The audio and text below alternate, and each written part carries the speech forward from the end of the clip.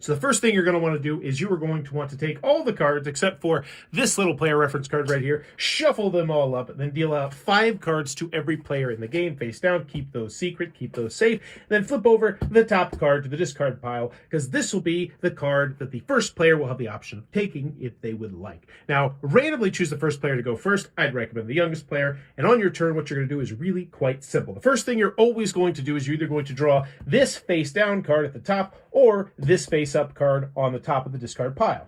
Now, looking in my hand, I don't have a 3, so that'd be a great card to draw. I will draw that card into my hand. Now I'm going to do the second thing that you have to do on your turn, which is one of 3 actions. First, if you can't or you don't want to play anything down, you can discard a card to the top of the discard pile, and your turn will immediately be over. Secondly, you can play one of the 2 action cards, which we'll talk about in a second, or what you'll do a lot of the time is you can play down 1 card into your row of hopefully 7. Because once you get 7 animals in front of you, numbered 1 through 7, and they meet special criteria, you have won the game. So let's talk about the special criteria, because there's only 2 things. First, a card cannot be placed down if they do not numerically come before or after a card. So for instance, if I had this 3 down, I couldn't put a 1, and I couldn't put a 5. However, I could put a 4 or a 2. They have to be right next to each other.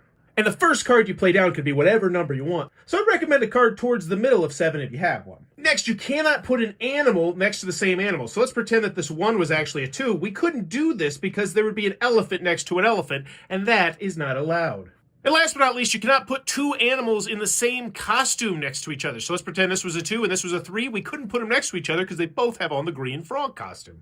The first player to get 1 through 7 following those rules will be the winner of the game. But now let's talk about those 2 action cards we mentioned a little bit earlier. First, we have the moving card. When you play this and when you play...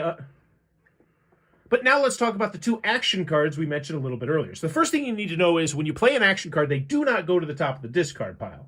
They are removed from the game after they're played. You can put them back in the box. So first we have moving. This one allows you to take an end card off another player's street and immediately play it on your own street. So if an opponent played the moving card on this player, they could take the 2 or the 4 because they're at the end, but they could not touch the 3.